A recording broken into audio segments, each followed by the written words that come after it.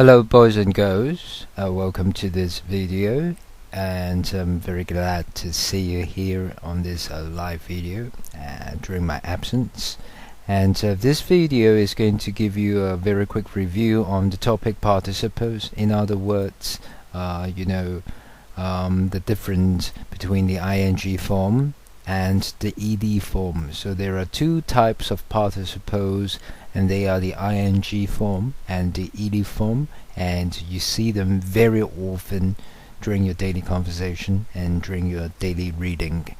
And apart from the very brief review on the basic knowledge regarding the participles, I will also show you some more advanced, more difficult usage of the same topic. So I hope you will find this video helpful. The PowerPoint presentation, the video, will be divided into two parts. First, we will study the participles as a one-word adjective, and then part two, we will look at participles in the adjective clause. So there are two levels to the participles, the ing and the ed. So let's go. So we will first start by looking at the one-word adjective, participles as one-word adjective. So here are a few examples. Look at this picture. How would you describe this baby? Oh, what poor baby, poor boy. Would you describe the baby as a crying baby or a cried baby? A or B? Yes, I think most of you can get the correct answer, and the answer should be bingo. We should call this baby a crying baby. So that's number one. Let's move on to the next one. Number two, look at these faces. Well, I mean, look at these students. How would you describe them using a one-word adjective? How would you describe them? Will you call them some boring students, or will you call them some bored students? I give you 3 seconds to make up your mind. 3, 2, 1. All right, so you got it right. The word should be bored students. Yes, here are 3 bored students. 3 students who got extremely bored, and that's why they are taking a nap during the lesson time. Next one. Now look at this movie. I'm not sure whether you have seen this movie, because it was made I guess it's more than 20 years ago now, so it's an old movie to the high school kids like you. But for me, it's a classic, and the movie is called Titanic. So how do you call this movie? I think you must have heard this movie from your parents anyway. Will you call it a touching movie or a touched movie? 3 seconds. 3, 2, 1. All right. So even though you haven't seen this movie before, given the two choices, I think most of you will go for the answer yes. It is a touching movie. Titanic is a very touching movie. Next one, look at this heart. Oh, it doesn't really look like a heart itself, but you know why. How do you call this heart? How do you call this heart? Would it be a breaking heart or a broken heart? Yes, bingo. We call this a broken heart. I think many of you can get the right answer so far, the right adjectives, without even thinking, which is a good thing. Now look at this little cute dog. A barking dog or a barked dog, the ing or the ed. Alright, yeah, there you go. This, you call it a barking dog. And finally, oh, look at this poor girl. Look at her with a poor face. She doesn't seem to be very happy, because if you look at that, look at her food, you know why. But how do you describe this girl? An injuring girl or an injured girl? Which one is correct? I think, again, many of you can get the right answer even without thinking. We call this an injured girl. Now look at these 6 pictures again with the 6 adjectives, from the crying baby to the touching movie, and then from the touching movie now to the broken heart, and then the barking dog to the bored students, and then finally we have the injured girl. You must be wondering why sometimes we use the ing, as in the crying baby or the barking dog, but at other times we use the ed form, as in the broken heart or the bored students or the injured girl. What is the reason? Now, my guess is that some of you may be thinking, yes, I've heard that we use the ing when we are talking about things, and we use the ed when we're talking about people, describing people. But, well, this looks quite sensible, but I have to tell you that this is not really the case. Actually, this is not a very good explanation. So may I just do this to this little box? I'll just put a big cross around it. I'm not saying that you can't use ing for things, but this explanation doesn't explain all the situations that we encounter in our daily conversation or in our daily reading or writing. So what is a better explanation? Now, this I give you. Instead of saying ing is for things, I would say, and I would argue, that the ing is more for giving an active meaning. Well, active, of course. By that I mean the active voice, giving the active voice. You're doing the action, you're the doer, and you're doing the action, taking the active role. And in that case, if you want to express the active meaning, then you use the ing. And of course, on the other hand, when you want to express the passive meaning, then you go for the ed form, the ed participle, the ed. Alright, the past participle ed. So, but you may be wondering, what does it all mean? What do you mean by the active meaning or the passive meaning? Any concrete examples? Now, I'd like to bring your attention back to this picture with the 3 students sleeping during lesson time. And I want you also to look at this teacher, a very young one. Yeah, you're right. This is Mr. Chang. Yeah, many years ago, when I was teaching another Form 2 class. So, how do you describe them? Now let's look at the left hand side. Don't fix your eyes on that face. Come on. Can we look at the 3 people sleeping over here? How do we describe them? Do we call them boring students, or do we call them bored students? Well, if you think about this definition over here, ing for the active and ed for the passive, you must get the answer that you call these people, you describe these students, bored students, with a passive meaning. So may I put a capital letter P there to tell you that this is the passive meaning that we're trying to express with this bored students, with the adjective bored, to show the passive meaning. Why so? Because, well, the students are bored by the teacher, so they take the passive role because they are bored by the teachers, and so we call them bored students. Now, on the other hand, now you may lay your eyes on this face of the teacher. Alright, I know you must be giggling now. But anyway, how do you call or describe this teacher over here?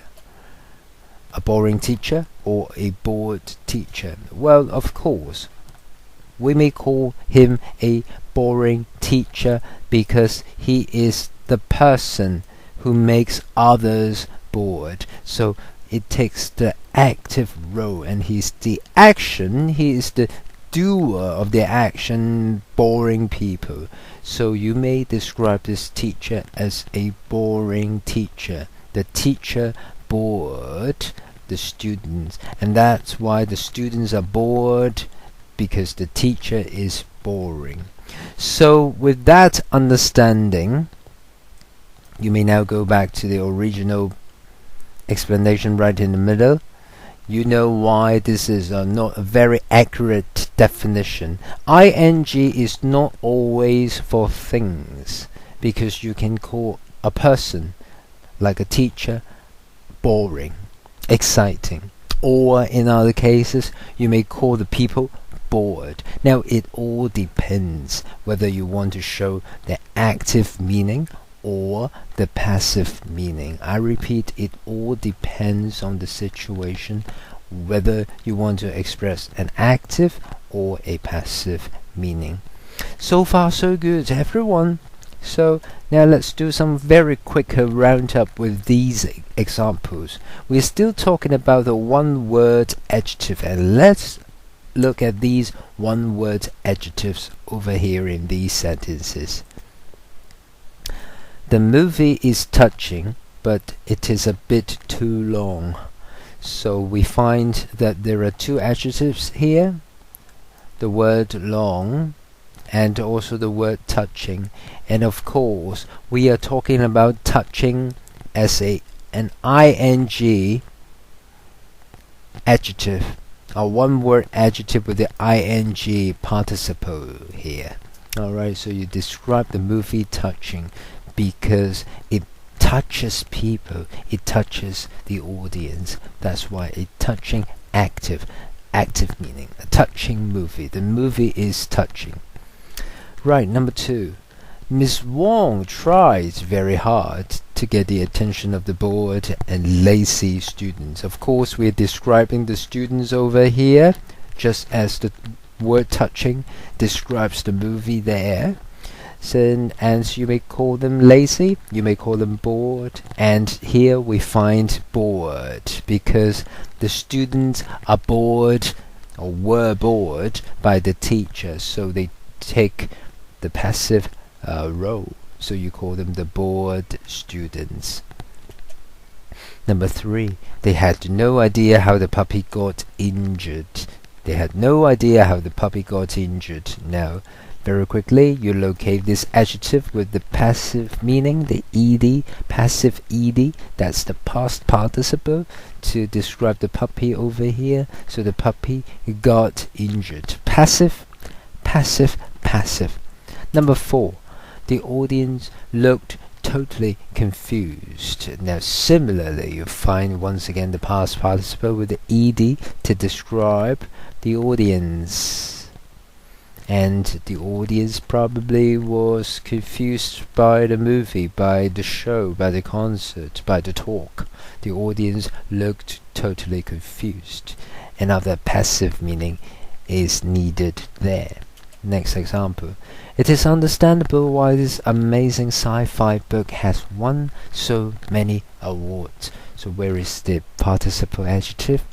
Where is it? Yes, you're right. It's right there. Amazing.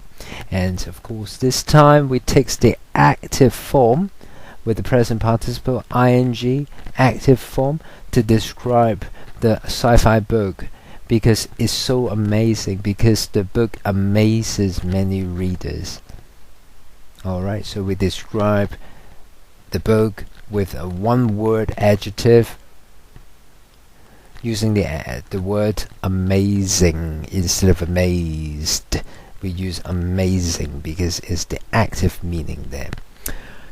Alright, so far so good. I think it's very let's spend very little time here on back on the book. We are actually on unit 15 using ing and ed forms. So if you feel more secure with the note highlighting of the note, you may now go to page 137, part C. Let's do some highlighting over here. So you see, they can take the ing and the ed form to use as adjectives to describe. So I have been talking about description using adjectives with the ing and the ed form of the verb. And of course, we have been saying that the ing deals with the active meaning. So that's why you see the speaker was boring, the speech was not very interesting, because we want to give the active meaning there to describe the speaker and the speech. Now, on the other hand, the ed form is more about the passive meaning. So if you look at the example here, Ken was bored, and Ken was not interested in the speech because Ken was bored by the speaker, and Ken was not interested in the speaker. So in both cases, Ken takes a passive role, and therefore the adjective has to be has to give a passive meaning. Alright, so that's about it, the very first basic level. We will go back to our PowerPoint. Let us move on to talk about adjective, not a one-word adjective, but an adjective clause, which grows a little longer. It's not just a one-word adjective, but a longer adjective. We call it an adjective clause to describe the subject. So it's longer rather than just one single word. Now, what does it mean? Well, let's look at that. The girl was crying. Alright, so here is the girl, and she's crying, and it's a very simple statement, but you want to add something there to describe the girl, maybe, yeah?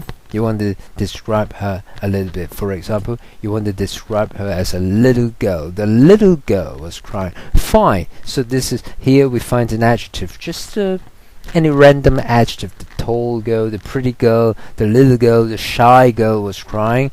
Whatever adjective you can think of. But now the key point is, for this video, we have been talking about participle adjectives. Yes? So let us use another type of adjective. Instead of little, ugly, pretty, tall, shy, let us use a participle adjective. For example, let's say this: the injured girl was crying. So this is also an adjective, but in the ed form from a verb, and we make it into an adjective to describe the girl with the ed passive meaning. Now that's what we've learned so far from the previous slides, PowerPoint slides. But on this slide, we are talking about adjective clause. Here we still find a one-word adjective. Is it possible that we make it a bit longer to describe the girl with a longer adjective, with an adjective clause? Well, of course. And here I give you an example. The girl injured in the playground was crying. Now you see, the main clause is still there. The girl was crying. The the girl was still crying. Yes? Nothing has changed with the main clause. The girl was crying. But I have just included an adjective clause there to describe the girl. And in describing the girl, I'm not using a single word adjective.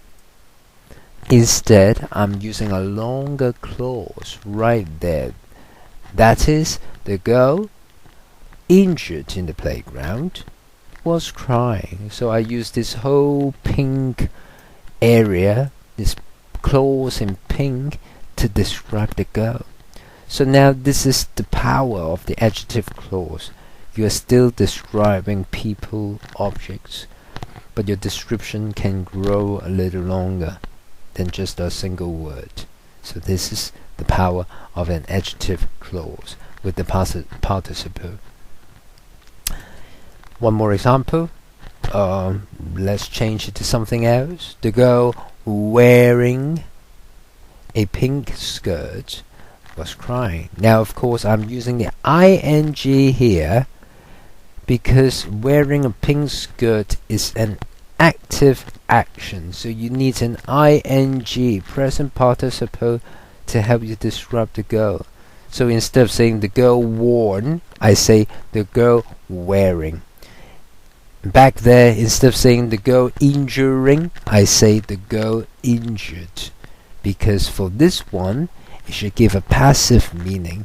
But for this one, we should give an active meaning, and therefore the ing is needed here. The girl wearing a pink skirt was crying. Now let's move on to picture 2. The main clause first. The dog belongs to Jasmine. So that's a subject, verb, object, very classic sentence statement. Very easy. But now let's add a little bit there. Let's add an adjective to the dog. Let's say the lovely dog belongs to Jasmine. The little dog, the ugly dog, the shy dog belongs to Jasmine. Whatever you want to say with an adjective. But now let's take one more step.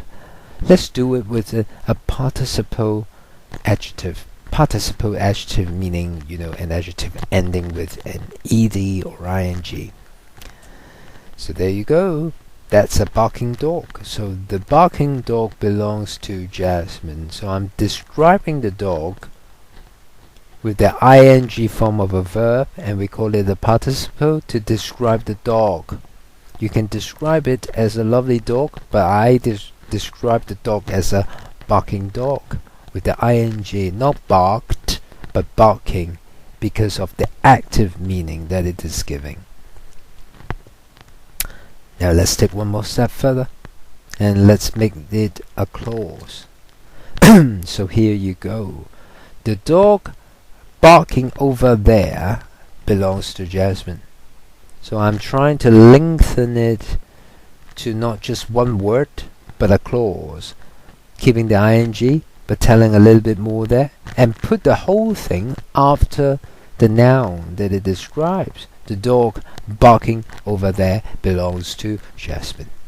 Wonderful. Can you all follow? Yes? Now let us have one more example. The dog left alone over there belongs to Jasmine. Now, well, I hope you notice my little trick here. This time, instead of using ing, I'm using the pp form. Alright, you can call it the ed form if you like, but this is the pp for past participle form. Leave, left. The dog left alone, meaning that the dog had been left alone by another person, by the owner, by a stranger. Alright, so I'm using the passive sense there as the adjective. So the dog left alone over there belongs to Jasmine. So what you want to pay attention to the ing and the ed form, the ing and the ed form over there. Everybody alright? Everybody following? Yes? The ed form and the ing. The ed form or the pp form and the ing with a longer clause to describe the dog. Long adjective participle clause to describe the dog. The long adjective participle clause to describe the girl. Same here. But you have to think about whether you should use the ing or the ed. That is the trick. Let us have some quick example. Some quick exercise there. Main clause. The boy is my friend. Subject, verb, object. Pretty easy.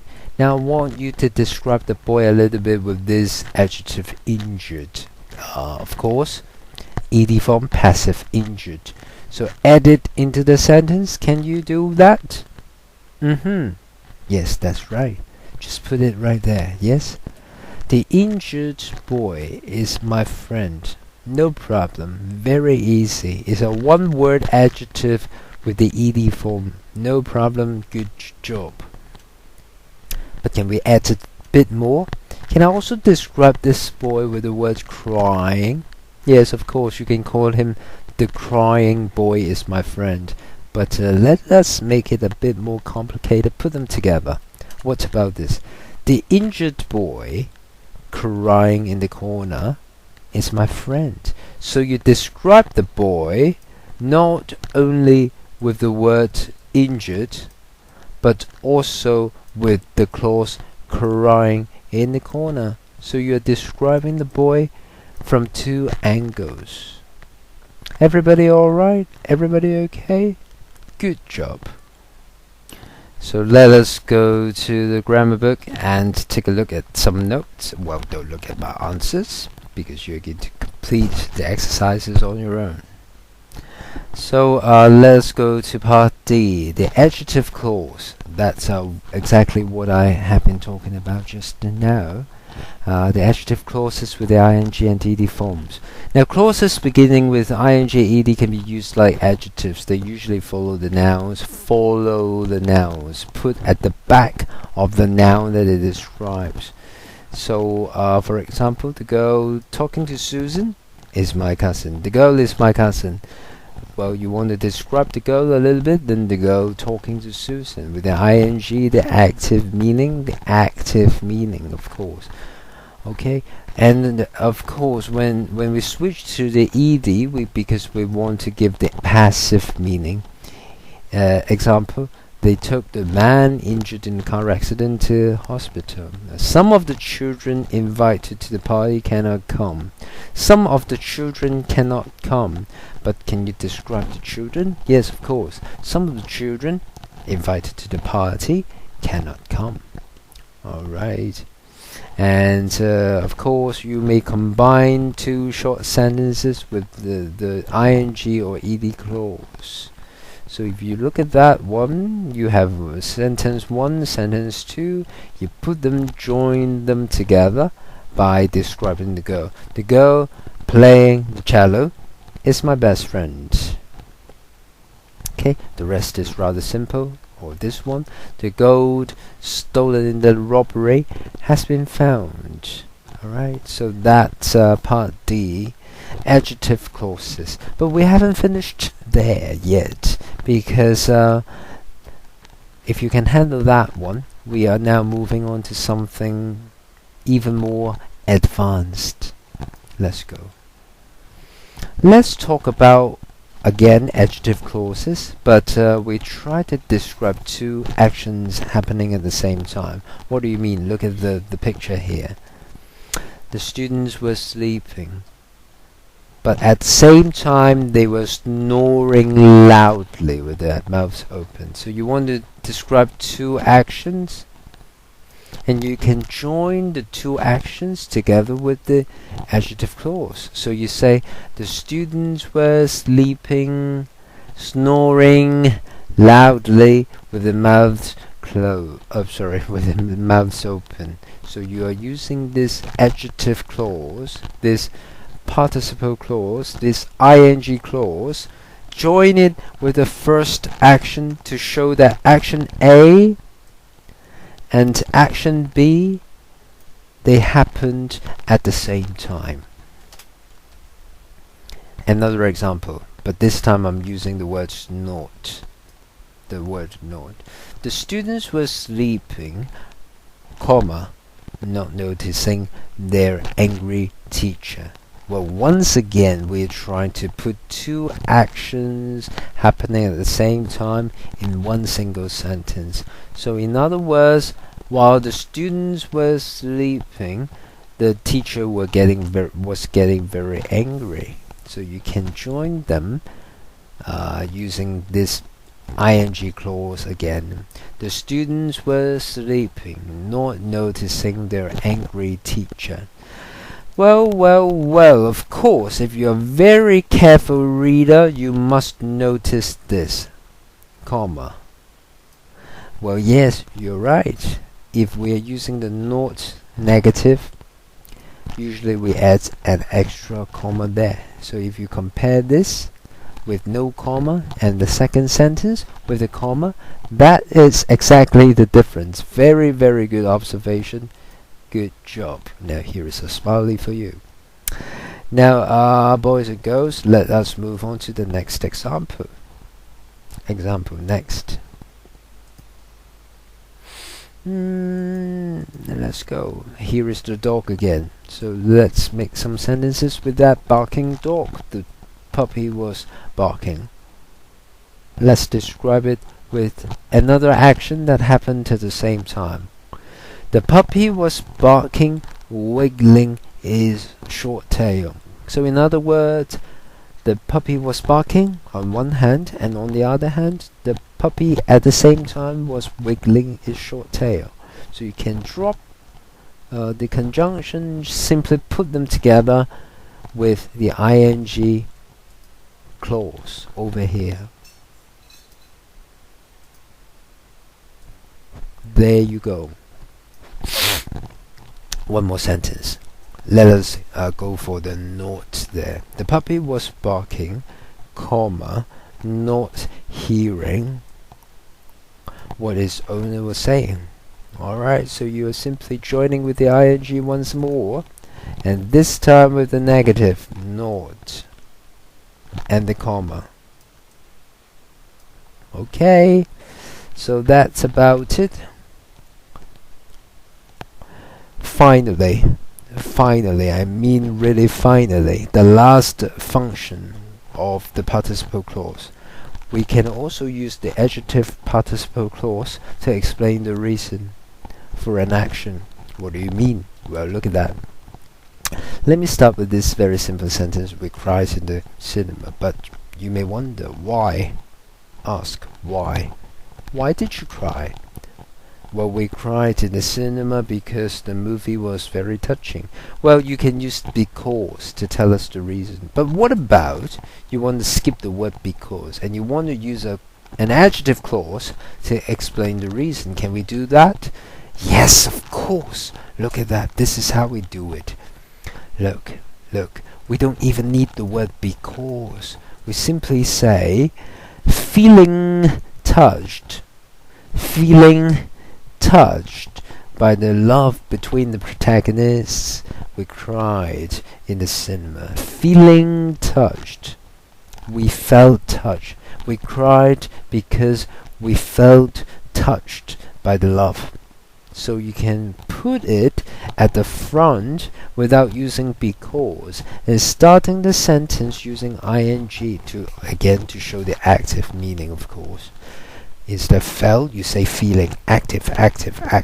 Feeling touched by the love between the protagonists, we cried in the cinema. And the green area shows you the reason. The last example, down there with the little dog, with the little puppy. So the little puppy barked, but you may want to ask, well, why did it bark? Why did it bark? Why did it bark? So you can say, well, the little puppy barked because blah blah blah. But as I said, we can use the adjective clause to give the reason without using the word because. So how can we do it? Let's try. Seeing a stranger coming close, the little puppy barked. So the trick is right here again. You are starting the sentence with an adjective clause, and in this case we want to use the active voice, seeing, instead of seen. Okay, seeing a stranger, the little puppy barked. Seeing a stranger, active meaning, the puppy barked. That means the little puppy barked because it saw a stranger coming close. But we can do it without because we're using the adjective clause right there. Okay, so boys and girls, this is all I can tell you about the participle adjectives and the participle clauses, and they can be used to describe things or people or animals, you name it. So let us go back to the book, and if you want, you may highlight a few words with me. So that will be for your homework. Other uses of the ing clauses. So you can highlight here, when two or more actions happen at the same time, you can combine them using the ing clause. So that is one example.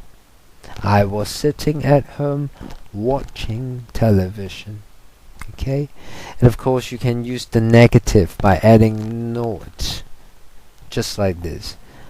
I was sitting there at the party, comma, not talking to anyone.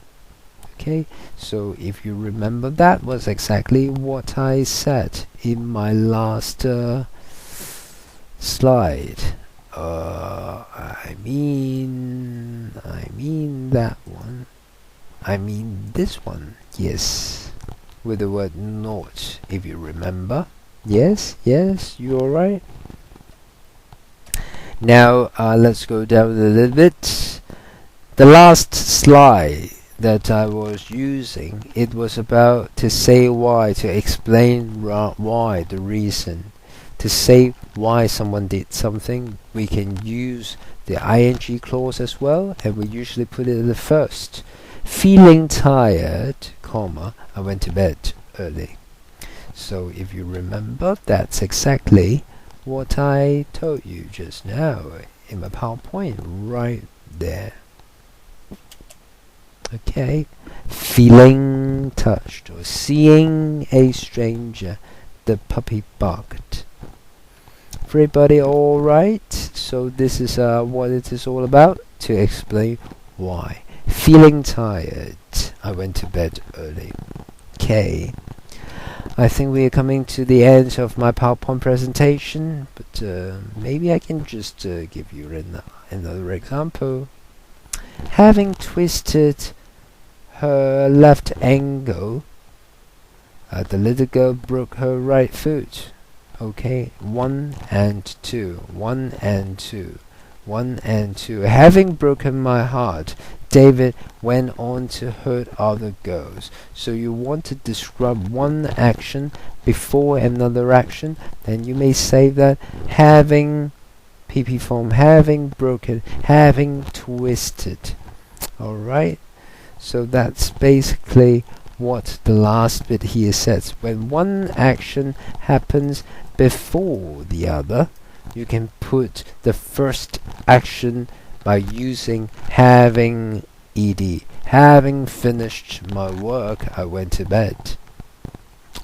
Alright, so I know things get a little bit complicated here, but you will feel better, you will feel more confident after doing some exercises right there. Before I stop my presentation, here is the last example for you to exercise what you have learned. I went home late. That is a very basic sentence, but maybe you want to explain why. Alright, and then what happened next. So let me just throw in these words. Throw these words into the original sentence, showing the reason. Now there you go. Having had a car accident, I went home late. So first and then first. We had a car accident. So having had a car accident, then I went home late. Alright? One more. Having had a car accident, I went home late, comma, not wanting to talk to anyone. So you are using the ing clause here at the beginning to show what had happened before, and then you use another ing clause there to show another action that happened at the same time. So you see, the participle clauses are very, very, very useful. They can be anywhere to make your sentences a lot more informative, to tell more about the things that you want to describe. Okay, so your sentence, it looks very rich in content. I think that's about it, and let's do some homework. And that is your homework for today. Grammar Unit 15, so you need to complete exercises 1 to 5, and of course you must have already highlighted the key points, and then you complete the exercises, and finally you check your answers, and the answer key is already here. So please do not simply copy from the answer key. Of course, you complete the exercises first, and then you check your answers, fix your mistakes, and ask yourself whether you really understand everything in Unit 15. So please get your work done and do it seriously, and that's how you may learn. So everybody, I think that's about it for today. for the PowerPoint presentation on this unit. I hope it really gives you some idea of this topic called the participle. Alright, so that this is the topic, the ing and the ed in a one word adjective or in an adjective clause. So if you have any questions, if you feel free to leave any comment down there, or you can of course come and talk to me. Alright, see you everybody, have a lovely day, bye bye.